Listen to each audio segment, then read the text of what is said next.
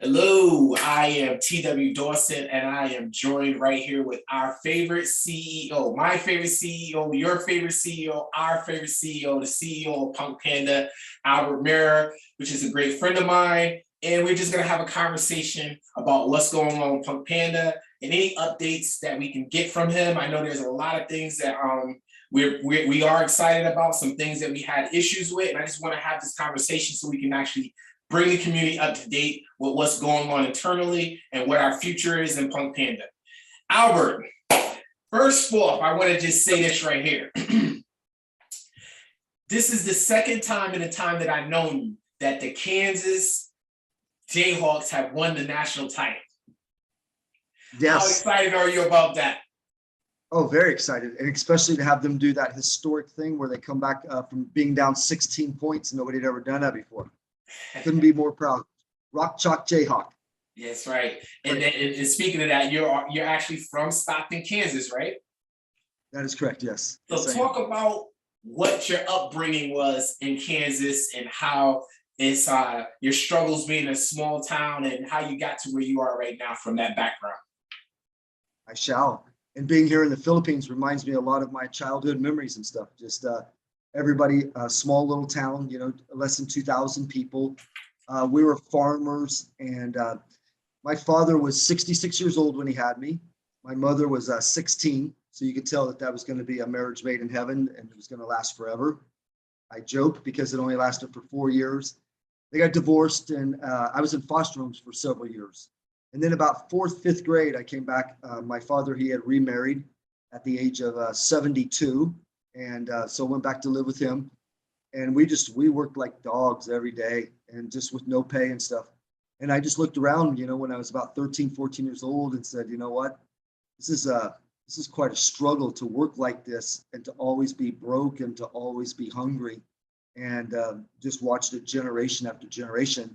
And I just thought, there could be a better life than that out there for me. So I gave up my share of the farm to my brothers and moved on and decided, kind of like you, because we've had this conversation before, just didn't really want to work for anybody, especially when you had to work for somebody and not even get paid or get paid meaningless wages and stuff. And so struck out, started a few little businesses and succeeded in some, failed in some. You know how young age can make us do stupid things. And a lot of people, thank you for asking that question, because a lot of people look at me and they think, hey, this kid graduated college and had an easy life and stuff like that. And it wasn't like that growing up in Kansas. Just a lot of hard work. You learn what hard work was about. So when you put that together with working smart, you have a perfect combination. So it did teach some very good ethics, and I'll always appreciate it for that. And in addition to that, kind of looked around, and some people, I always speak what I think. So, half the people in the world hate me, half the people in the world love me. But the ones that love me really love me deeply. Is that I just started seeing that school, they really weren't teaching people how to make money or, how to earn a living. They're teaching a lot of things that just weren't going to be necessary in life. And so schooling was easy for me, but it was not important for me. So eventually I went into the military. That was basically the end of my Kansas days, and did 6 years in the military. And then after that, became a real aficionado of real estate, and then moved on to some other things. So those were my Kansas years. Wow, that's so important to know what the background of a person is, so you can kind of get an idea of why they make the decisions that they make and what their understanding of work is. And that's important because a lot of people, like you said, think that to reach a certain level, you just got there somehow. People don't know what it actually took. And I know when it comes to this project, there was something that you told me before about when you started with crypto and how you saw that crypto can actually change things with certain people in different areas. Tell the story about how you actually got started in crypto and why you believe that crypto could be life-changing for so many people. Right. Shortly after you and I had actually met with a company where they had very good products and stuff. And I always appreciated meeting you there. And I think I'll get to what you said in 1 second, but you have to step outside of your comfort zone. I remember the worst thing happening to me when I was at that company is when I used to have to talk after you because you're such a dynamic speaker. And I go, oh my, why? 3 times in a row, they select me to speak right after you. And I was nowhere near the speaker that you were. And so we just have to become better and better with ourselves. So shortly thereafter, because I finally became a good speaker, I was offered to do something in the country of Malaysia as an international marketing director. And it was an off the blockchain crypto project. But in the first couple of weeks that I was there, and I was just starting to learn about crypto, and this is back in 2015, I noticed that some Indonesian gentlemen that had came from Indonesia, worked in Malaysia, they were sending money through Western Union. And Western Union was taking almost 10 to 12% of their money. Their whole week, working in the hot sun all day, 12 hours a day, making like $200. Western Union was taking like $20, $25 of that. So we showed them Bitcoin and how they could send Bitcoin back.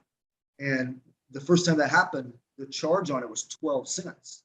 Instead. So like now, because they were going to be paying so much in charges to Western Union, it was like 10 weeks would have been 1 week's worth of pay for them, sending it home 10 weeks. That 12 cents got them so excited. They were hugging me. And I realized that at that very moment, I realized crypto helps poor people first. And I got real excited about it then. And from that point on, I just became full force, full steam ahead with trying to teach as many people as I possibly could about crypto. And so that's where it really began for me, where the light bulb went off and I realized that it's going to be the future. And during those times, you never knew, is Bitcoin going to be here? Is it not going to be here? Can somebody put the genie back in the bottle? But we know now that it's the best performing asset in the history of the world, and there's going to be no genie back in the bottle. Crypto is the future. Crypto will be the largest industry in the world by far, in probably just another 10 years. Yeah, I agree. And it's funny because it's been close to a year when I actually started with crypto. When you called me, you say, hey, learn this, download this, do that. And I had no interest in it. I heard about it. I knew a little bit about it. But to overcome the technical side of it was always an issue for people. And I think that as we get on in this conversation, we'll talk about how what we're putting together, what we put together, how it actually bypasses that big issue that people just don't know how to do it. But before, let's just talk about that project. Let's talk about PunkPanda. That's what we're here for. And just give us a background in the inception. What did it feel like? What did it look like? What was some of the failures that you had prior to it, leading up to it, some of the successes, some of the experiences that put all this together for you to put something together, which I think is a masterpiece. If you really look at this on a piece of paper, it's just a masterpiece. And I think that people want to understand, how did it come about? Right. Yep. It all started about with Marcus gave me a phone call and said, I'm looking at a couple different projects. And he goes, so one is these pandas. And he showed me this picture of 6, and he called it Punk Pandas, because I think the branding is really cool. And over the next 4 or 5 phone calls that we had, he just kept talking about how the branding was really cool. And I'm thinking, well, yeah, that's okay. But how do you monetize it? How is it going to help people? And I had a great appreciation for Marcus because I'd witnessed him actually go through struggles of a company that was going down, and he did everything with all of his ability, all of his might to recover every single penny he could for every person that he could. So he won a lot of admiration and respect for me when he was going through that process, because I'd only seen one other people do that before, and that was myself. So we became kindred spirits during that time. And so he finally put me on the phone with the person that had developed the PunkPanda brand, had come up with the drawings, and with the thought of putting it to a messaging app. And I told him, I don't think you have anything unique here. I don't think anybody's going to want to download another secure messaging app. There's so many of them out there right now. I've just downloaded like my 4th one. I only used it for 1 call and I'm ready to delete it. So I just don't see where there's anything unique here.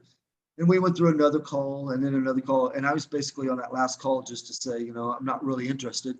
And from what I could gather from Marcus, they were also ready just to take what they had, put it on a shelf and just put it away for a while and work on another project that was more geared towards financial institutions and things like that. And then all of a sudden on the last call, the owner, who was Solly at the time, was saying that we are unique. He never said anything during the whole call. He goes, we are unique. He goes, it's an encrypted blockchain communication. And he goes, it's completely different. Nothing out there like this in the world right now. And I thanked him very much. And then it was that night that I lost $5,000 in a company, BTCN. It was going under. And I love that project. And I was amazed at that project, how people would get on Telegram and they would make fun of somebody if somebody actually sold any of their tokens. Because if they sold their tokens, the next time the rewards came out 30 minutes later, they would receive less. And so people were laughing at me, you just, and I'd never seen anything like that. Most of the time people were, wanting to sell, sell, sell, sell. And here everybody was wanting to hold, and they would ridicule the people that sold. And so it really caught my attention. I believed in the project because it was a smart contract that was going to mimic Bitcoin and everything. And there was one flaw that was in it, and it had nothing to do with them. It had to do with the Binance Smart Chain. So it was going under, lost $5,000 there. And there was a culmination of a couple of other things that had happened along the way that started to give me this idea. What if we took the messaging app and it had the military encryption? And what if we rewarded people every 30 minutes? Well, then everybody would sit there and ridicule the people if they sold, right? Because then they would get less for the staking. So that's where it all began. So they were just basically offering me, they had this tech team that was out of a couple different countries that they put together. They'd been working on it for a couple of years.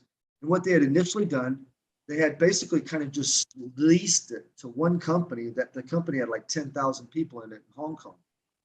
So come to find out, the app was kind of built for no more than like 40, 50,000 people. Well, that would have been kind of nice to know back in the beginning, because when we come in flooding it with 100,000, 200,000, 300,000 people, this piece wouldn't work that good. We'd have to put a little piece of tape here, a little piece of glue there. And then I started to realize that some of the people were not up to par as far as being completely 100% honest, truthful. And so I was brought in to do marketing. Marcus was brought in to do marketing. So we're on the marketing aspect of this. And so things are going along until we launch. And then we start to discover, there's little flaws here. There's too many flaws to be comfortable with what's going on here right now. So just taking a deeper dive into it. And there was a couple people that had to be let go, and a couple more people, and had to do a couple more things. And I'm just saying that Marcus and I went through a lot of trials and tribulations over a 3-month period, not even knowing if we could keep this thing alive and keep it going, and not even talking necessarily about the actual app, keeping the app operating and stuff like that, until it could be, the version 2 could be released, which is almost up on us right now. So anyway, I had a hard time even going to sleep during that time, because I just felt like if I went to sleep, I would miss an important phone call, to basically keep everything going. And then all of a sudden things started to turn around slowly, started to attract all these great leaders that came in and just thought that this idea of being able to have somebody in a third world country grab their smartphone, go out, not have to invest any money, and to be able to create generational wealth, they just thought it was one of the coolest projects that they ever saw. We had Entrepreneur of the Year. He comes in front of us and tells us that this is the greatest project that he's ever witnessed. He was Entrepreneur of the Year on Forbes magazine a few years ago. He had 2 different crypto teams that analyzed it. We had leaders such as you that started to really take this to heart and really make this like a full-time matter. And that was a big help to us. We had likes of John and Kevin that they recommended a few people, and those few people gave us really great starts. That's where the Entrepreneur of the Year came from. And then that led down to Frank coming on board, a gentleman by the name of Peter out of New York coming on board, and he brings in Prince out of Nigeria.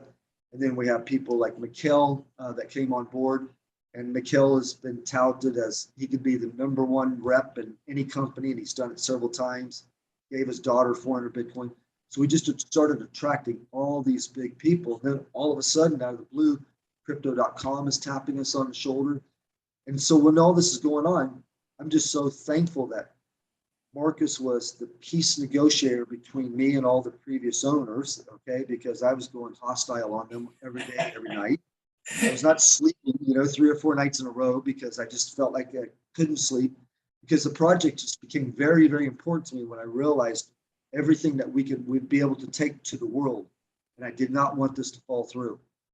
And um, one of the reasons that Marcus had sat there for almost 3 years and now had been involved in anything, because he basically took a solemn oath that I will not be involved in anything where anybody could lose. And basically, I wasn't quite in the position that he was. I had to keep doing a few things here and there, but I wanted to make sure that anything that I did, that nobody could get hurt. And it was one of the reasons that we had such a big following in the beginning, because anytime in the past where somebody did, took a chance on something and it didn't work out, we always made a way to get reparations. And so the two of us get along very well on that fact. And we've always wanted leaders that when they came in would be more worried about their downline and their organization and their people than they'd be worried about themselves. There was a lot of other people we could have went and talked to, but they would have just been like a cancer, just didn't want anything to do with it. And so I kind of rambled on, probably answered 2 or 3 questions. No, yeah, absolutely. Yeah. Listen, Albert, that was beautiful. Listen, the only thing I want to make this point is that I remember the time when you got off the phone after the last call and you said, listen, I got it. Imagine this, the general, the pandas, attention. Yes. And I remember when you got excited. I remember that day. And then after that, I also remember you not sleeping for 3-4 days at a time. I remember the 36-hour work days, and I remember all that. And that's something that people have to know, because the struggle, the sacrifices that were put in the beginning, right now, people don't understand it, because we seen the success. And 120 days to see what we see now. And you said it so many times, Albert, it's just you would have never thought that we would have been here. And so where we are right now, everybody wants to know, is there any updates? I know we're waiting for the 2.0. And it's just one of those things that, how is this making you feel as a CEO, putting this together, knowing that we're so close, but we still have a little bit more to go in order to make good with our promises of bringing this out? Correct. All my friends know me that I'm a very excitable person. I mean, I just get excited when they tell me there's eggs for breakfast. It means nothing to anybody else, but I get excited about it. Okay. So I'm always just looking so positive and everything. And I've learned during this time that when a tech, in their heart, they believe that something is going to happen, and it's going to happen on this timeline. And so you go with that timeline. I've learned to kind of like double it and stuff. But anyway, so the last 2 weeks have been very emotional, draining on me. I've had to go do other things because it's been completely out of my hands. I could yell and scream at everybody all day. I could do anything, but there's nothing you could do once it's completely out of your hands. And I've learned that, and to just to make peace with it, and it will eventually happen. So over the last 2 to 3 weeks, we were expecting the version 2 to be available, at least to be available on APK. And then you got the Russia-Ukraine problem. And then you got the Google Firebase problem and stuff. So anyway, with knowing that and me being very upset at all the tech teams that are out there, they just told me about 1 hour ago that I can come on this call and I can safely say, and it was a good day. I don't think any of them know this. April 13th at midnight will be the very latest that these will be available in the Google Play Store and the iOS Apple Store. Happens to be my son's birthday. My birthday is on the 11th. My son was born on April 13th. So April 13th before midnight, they've made a solemn vow promise to me that this will be on Google Play and it will be on Apple iOS. And I do know that I just downloaded in my Android, I just downloaded the APK file, everything I was able to do, status update. If somebody's got my number, they can send me a message through the PunkPanda app. I haven't been able to sync the contacts yet, but they're assuring me that over as time goes along, the wallets will start syncing better and that the contacts will start syncing better. But I had no issues as far as downloading it, and I had no issues as far as it coming up and being able to see everything, set my status, looks like, feels like, smells like WhatsApp. The photos were nice. The forwarding of the messages is nice. The recording the messages is nice. The voice call, video call is nice. Yep. Just need syncing of the contacts and the wallet stuff. So actually, I'm very, very happy with the way this looks. That's exciting news, and you heard it first here, the latest update. So listen, I want to pose a question, right? And there's so many people in our community and outside of our community that have been let down by corporations. We've been a part of that as well. And that's why I like to have these conversations, because I want people to know that we have also experienced these things. And that's why we do the things that we do. People have been let down. We've been a part of pump and dumps. We've been part of rug pulls. We've been part of all these different things, or just a part of companies that we have invested in, whether it be time, money, effort, or emotions, and it just wasn't what we thought it was going to be. What do you say to the people? What do you say to our community that are emotionally invested in Punk Panda and what they've been going through right now? How do you address that issue right there? I can definitely see it from their perspective, because we've had it happen to us so many different times. Is that if you just take a step back and you think about it, are we asking for all the community to donate money, give more money or anything? We have nothing to gain by any kind of delay or anything. There's absolutely nothing to gain by that. So it just happens to be that there are certain issues that fell out of our control, which we couldn't do. Did we make some mistakes? Absolutely, you know, and but would have changed anything by at least 1 week? Maybe. And in the world of 15 years, which is how long this Dow is going to run, what would 1 week make any difference? You know, very, very little. So once again, even if somebody told me right now, if the text would have told me tonight when I was talking to them and said, you got to give me worst possible scenario, okay? We need to go to the community and we need to let them know exactly what's the worst possible scenario that can happen right now. And so they gave me the April 13th. Even if they had told me May 13th, I would take it, because we have a project here that, like Jedi Joss is calling a unicorn. So many people, they're rooting for us. They want this to succeed.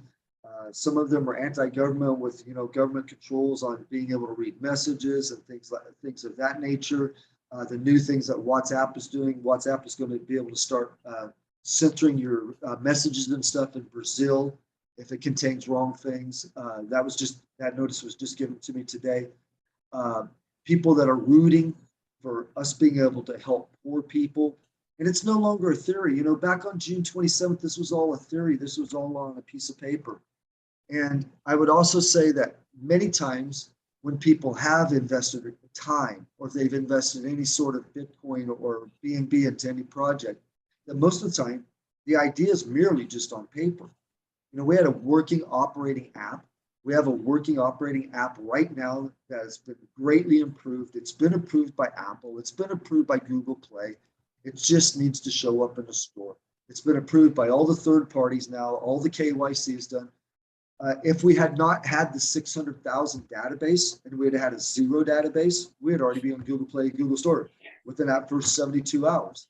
It's the database that we collected first that has made it so time consuming, and so time consuming with all the syncing and everything, because it comes out to like it's just so many millions with the actual contacts that are in there, you know, 180 million and stuff. And so there's all these files that have to sync and stuff. And they're getting all the issues worked out. But to be able to take somebody that has absolutely no money, goes out their smartphone, earn 50,000, 80,000 tokens during this time period. If they said, hey, you got to wait another month for this all to come live, I would take it every single day. There's no other project I'd even think about looking at, because we're accomplishing what we set out to do. And what that was to have somebody that could never walk up to somebody and say, please give me money for the service that I have, because they just felt like the service they had wasn't worth the money they were asking for. Mm-hmm. Well, now here people are emboldened because they're not asking anybody for money. So that's number one. So it's going to take this ride on a roller coaster that's just going to be going straight up for so long, because we have the 600,000. That's probably going to double or triple within the first 10 days that the version 2's out there. And then if it doubles or triples again in the next 30 days, we're going to be a 2 or 3 million database company that started, will be less than 6 months at that time. This is actually, it's very incredible, because when you look at the WhatsApp and other messengers out there, they barely got to 1 million in their very first 1 year. And that springboarded them to 300 to 400 million. So it's no longer a theory what we have. We've actually had so many stories pouring in. The amount of leaders that have organizations, Panda Pals, over 10,000 is just staggering. Nobody's ever witnessed such a thing in any company ever. And so they would have said May 13th. I would have been very disappointed. I'd have said, hang in there. Most people wouldn't have, but you haven't lost any money. Okay. So we have nothing to gain by, I'm speechless. We have nothing to gain, just a little bit more patience. And I can definitely understand people's frustrations though. And so any little mistake that we made that prolonged this, I sincerely apologize, but we're going to get through this, and the sky is the limit with this. Absolutely. I believe that. And this is why I did the meeting, because I wanted to make sure that people can hear from the horse's mouth and get that belief from the CEO himself. And, I know Albert, and as I said on another call, I have no reason to doubt, because his history that I know about him, he's always been a man of his word. He's always been exactly what he says he's going to do. And he always makes things right. And that's the thing that we have in common, because we do care. But I want to ask you a question. Panda 11. Yes. Is it a sister company?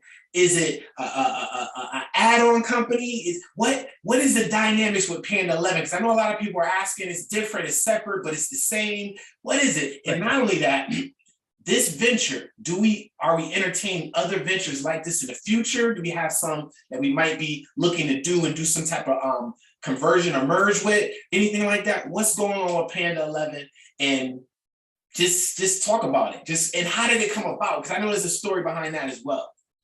Correct. Yep. It just so happens that one of our CTO, who is very dynamic at putting together, coordinating all the projects.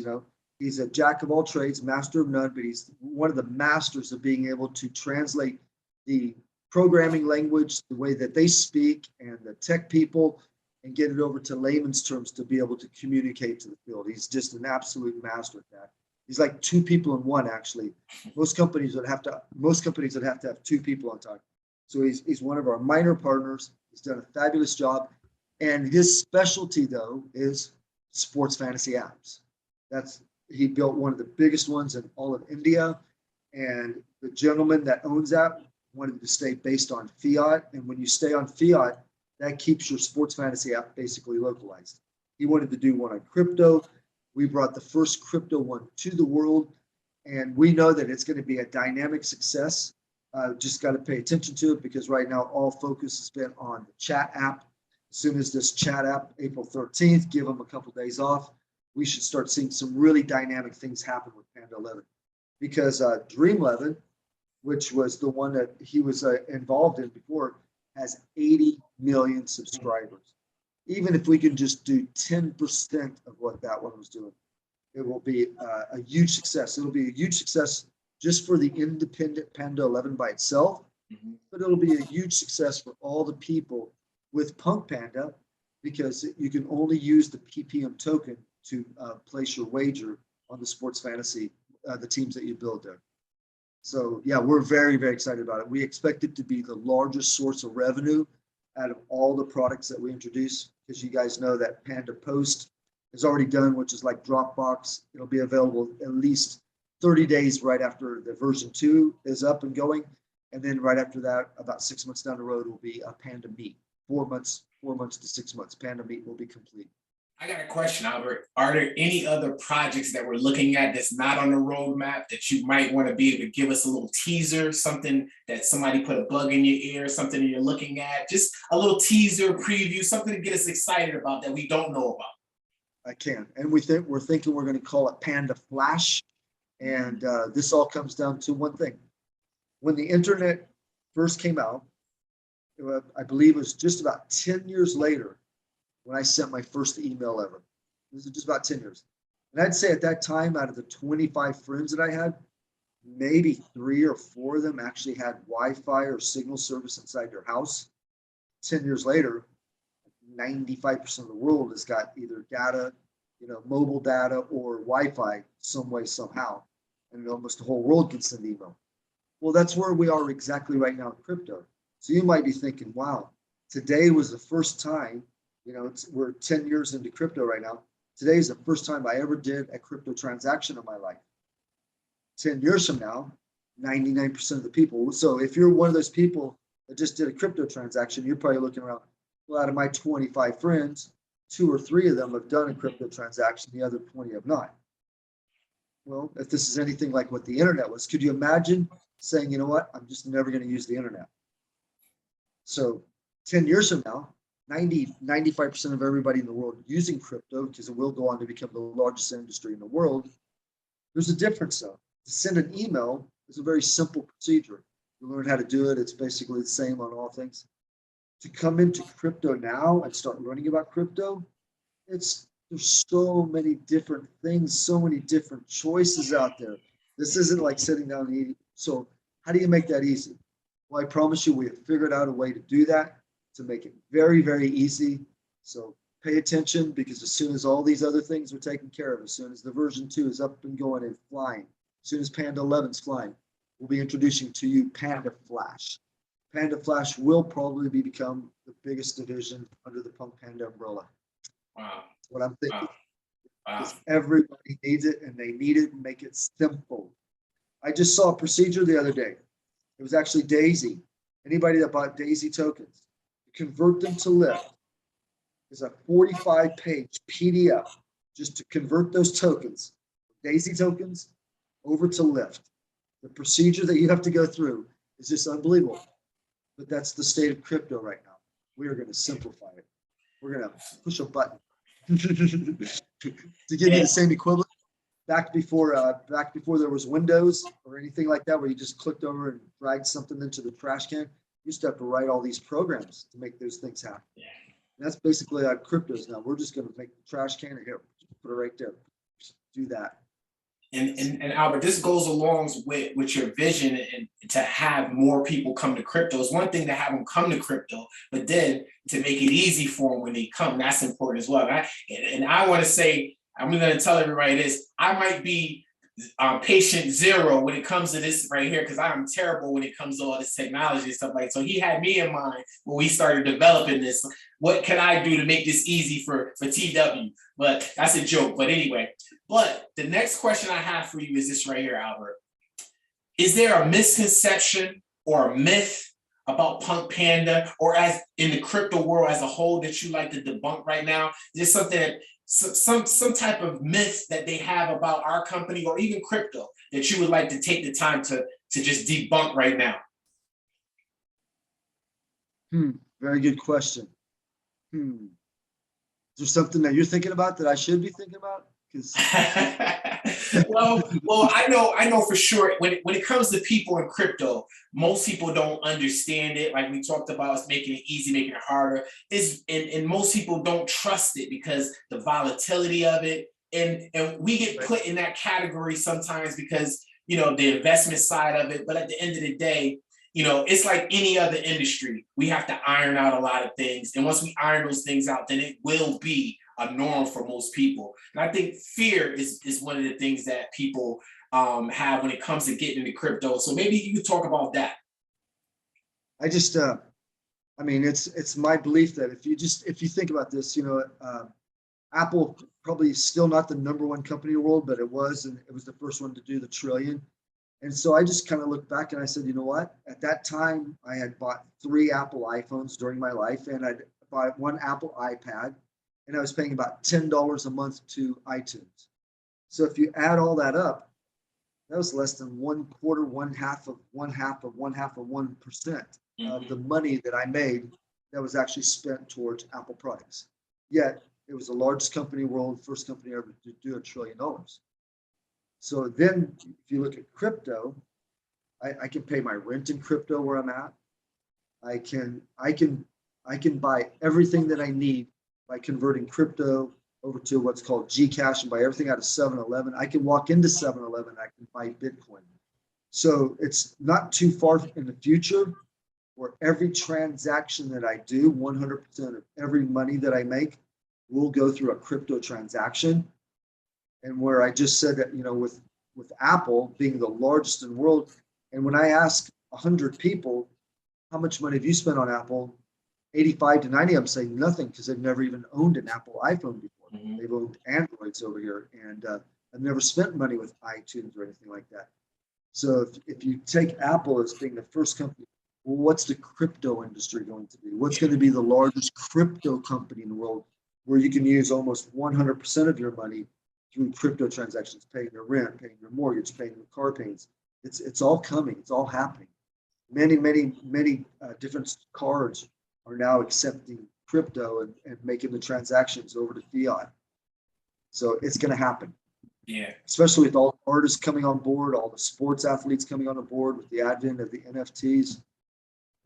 Yeah. And you know what? Let me just, this is off script a little bit, but just, I'm thinking about the question that I just asked, and maybe I can just add a little bit to this by saying that our community in Punk Panda, I'm looking at the Telegram group, I'm looking at tech support, I'm looking at the people as a whole, the mindset as a whole, and we are offering something that in essence is free, doesn't require any real investment. You can invest in it with the farm if you choose, but you don't have to in order to participate and take part in this.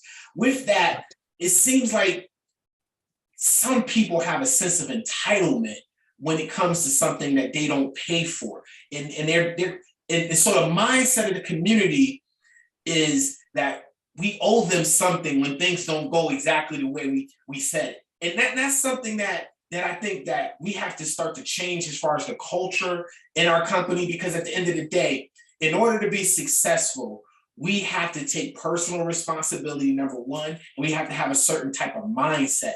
So could you just talk about the mindset that in order to take advantage of this opportunity, that people have to have? Now, I get it. We have leaders that have taken advantage of it and done, but what about the regular person? What type of mindset do they have to have in order to really take advantage of this? Because if they don't have that mindset, I believe that they'll be in the same situation that they're in now, 2, 3, 4, 5 years from now, no matter what Punk Panda does.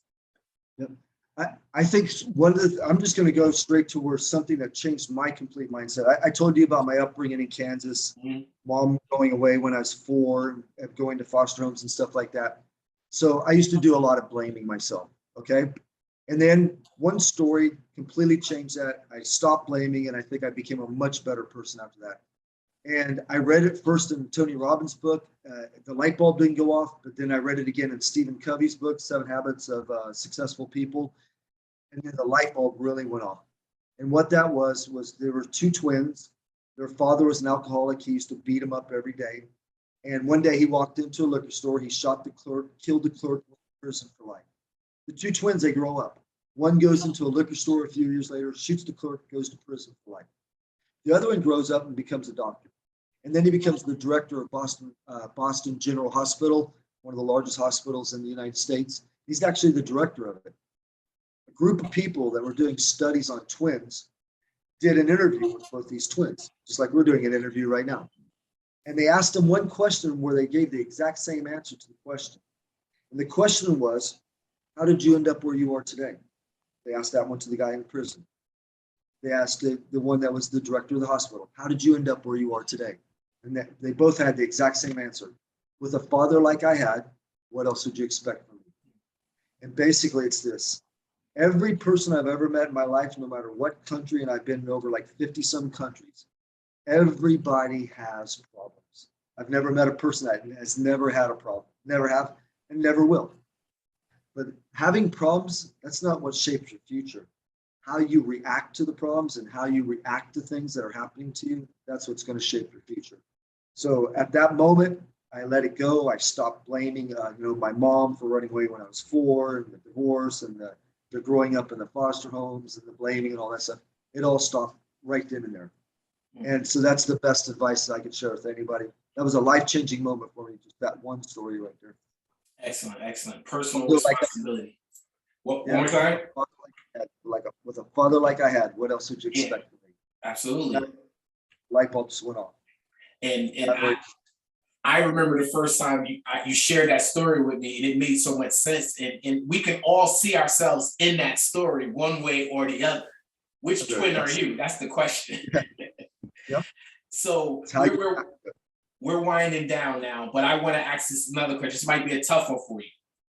Okay. If you were a Punk Panda associate, just an associate, and you had Yes.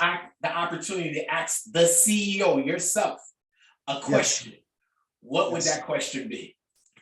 What would that question be? I would want to ask the CEO, after the version 2 is up and going, what would be your next plans? That would be it, because that would be kind of like the version 2 is the end game. So the answer to that would be that the version 2 is well equipped to handle 100 million users, and an add-on can be done very easily to get it up to about 150 million.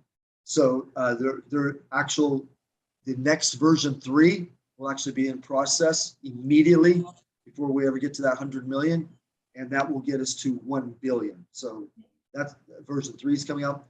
And then also the future with Panda Flash. I'd want to know everything about Panda Flash, but unfortunately, can I give you that information because that's being kept top secret. And then obviously people will want to know about the listing. Is that going on as scheduled, the marketing Yes. for the listing? That is correct. Yes, it is. Yes. Yep. We just asked them to do one thing today, to stop talking about downloading the app and until people can download it on version 2. Yep. So the marketing plan is going forward. We already launched everything. Correct. Yes. Yep.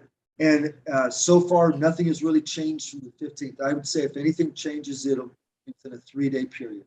Yeah, 15 might become like the 18th, and that's basically it. Absolutely. But as long as version 2, as they've told me, April 13th, midnight being the worst possible scenario that this can be right now, that we will be on Apple and the Apple Store and on Google Play. Mm-hmm. Yep. Because Google is already, oh, I didn't even say this. We've had 200,000 downloads with the APK so far.